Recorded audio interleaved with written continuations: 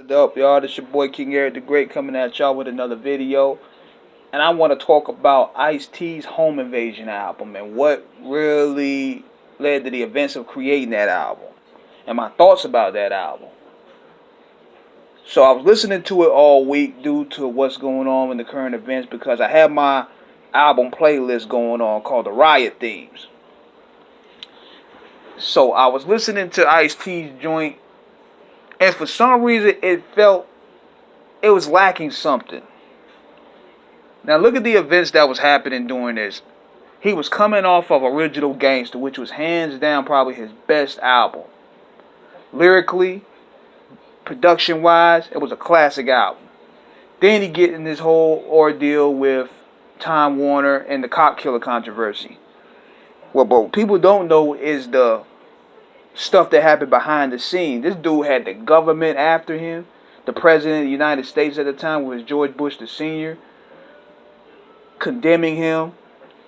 He said that he had federal agents following his daughter at school. He had death threats. It was tough, man. And Ice-T, he held on what he can, but see, when that backlash was too heavy, Time Warner ended up dropping him from the label.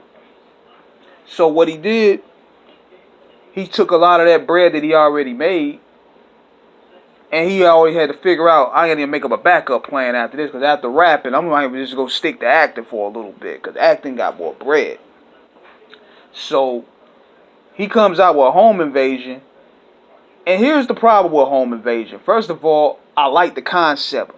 He was angry. He was dissing everybody on that album. He was dissing the Source magazine. He was dissing the newspapers, the president.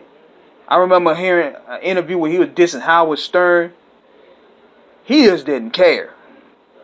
But the problem with that album was, it seemed like he was trying to convince himself that he's that dude. I'm Ice motherfucking T. I'm Ice motherfucking T. It seemed like then he was doing all the excessive cursing. It seemed like he was trying to push all buttons. But at the same time, I can understand why he was angry. Because he made Time Warner millions of dollars and they just dropped him. They didn't have his back. And he felt betrayed by a lot of the hip-hop community at the time. He said the only ones that had his back was Cube, Tupac, Public Enemy, and a few others. And Wesley Snipes. A lot of people turned their back on him. So, even production-wise, the beat selection itself wasn't really that great like Original Gangster. It really wasn't. It didn't have that smoothness to it, and some of it didn't have that hard hitting like New Jack Hustler or Original Gangster.